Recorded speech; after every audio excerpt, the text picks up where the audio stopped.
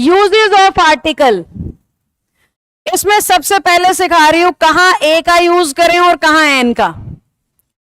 सबसे पहले हम सीख रहे हैं कहां ए का यूज करें और कहां एन का।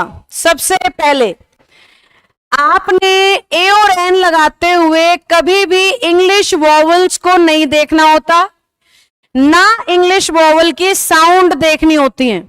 बहुत सारे बच्चे इंग्लिश वॉवल को देख रहे होते हैं या इंग्लिश वॉवल की साउंड देख रहे होते हैं।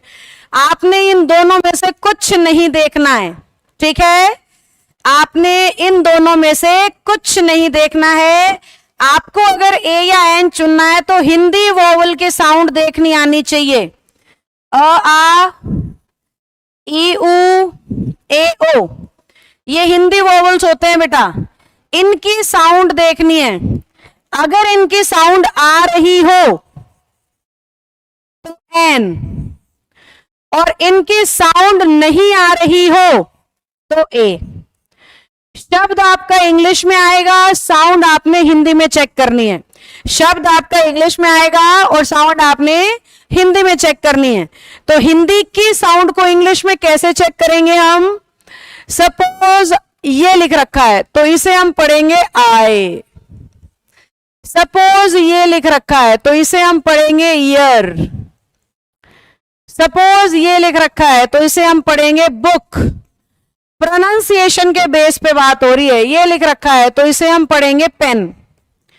अब इंग्लिश कह रही है जहां हिंदी वॉवल की साउंड आ जाए वहां तो लगा दो एन। जहां हिंदी वॉवल के साउंड ना आए, हिंदी में इसे स्वर कहते हैं। ए, आ या वाउल का मतलब होता है स्वर। कैखे गैगे को व्यंजन कहते हैं, ठीक है? तो जहां व्यंजन की साउंड आए वहां लगाना है ए। जहां व्यंजन की साउंड आए वहां लगाना है ए।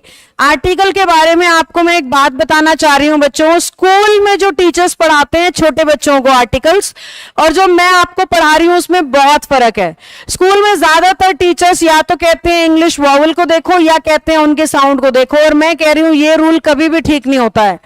आपके हमेशा आर्टिकल सही माने जाते हैं हिंदी वोवल साउंड के हिसाब से। तो फिर स्कूल में ये क्यों सिखाते हैं? क्योंकि स्कूल के करिकुलम के हिसाब से छोटे बच्चे को इस तरीके से साउंड सिखाना थोड़ा मुश्किल काम है, इसलिए इस रूल को मॉडिफाई करके पढ़ा दिया जाता है।